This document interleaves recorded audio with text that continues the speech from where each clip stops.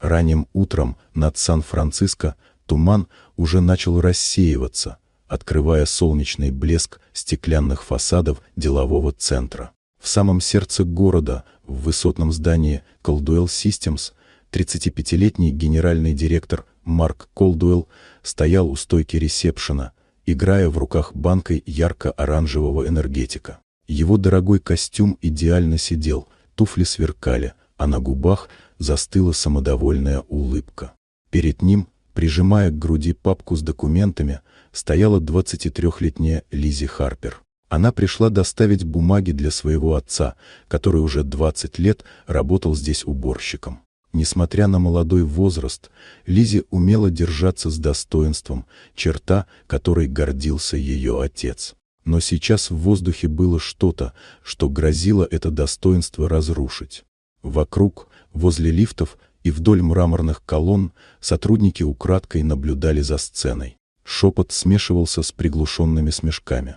Никто из них не знал, что Лиззи – жена генерального директора материнской корпорации, которой принадлежала Caldwell Systems. Марк медленно открыл банку, и резкий щелчок крышки раздался в тишине.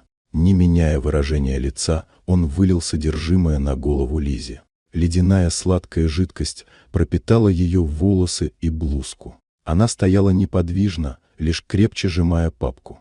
В этот момент стеклянные двери вестибюля распахнулись, и внутрь вошел 40-летний Майкл Харпер. Его шаги эхом отдавались по мраморному полу. На нем был темно-серый костюм безупречного кроя, в глазах холодная сосредоточенность. Он сразу заметил мокрую Лиззи, блеск насмешки в глазах Марка и взгляды сотрудников, полные то ли любопытства, то ли стыда.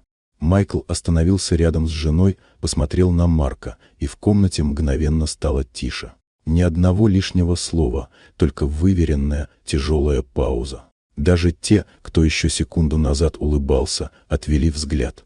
Через 10 минут они уже находились в большом конференц-зале на верхнем этаже. Панорамные окна открывали вид на залив, но никто им не любовался.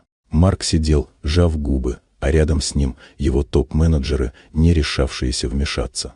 У стены стояла Лиззи, все еще с влажной одеждой, но с прямой спиной. Майкл начал спокойно, но его голос был как сталь. В его компаниях не существует привилегий на унижение других. Он напомнил, что смех и молчание в момент несправедливости – это тоже выбор. Слова, произнесенные им, звучали как приговор, и этим приговором стало немедленное увольнение Марка Колдуэлла с лишением бонусов и доступа к системам Caldwell Systems. Когда охрана вывела бывшего директора, тишина в комнате уже была иной, не гнетущей, а очищенной. Лиззи знала, этот день изменит культуру компании. И те, кто когда-то считал ее дочерью уборщика, теперь запомнят ее как женщину, ради которой остановили всю корпорацию. Вот такая удивительная история. Дорогие друзья, если вам понравилось видео, поставьте лайк, а также подписывайтесь на канал, впереди еще много интересного.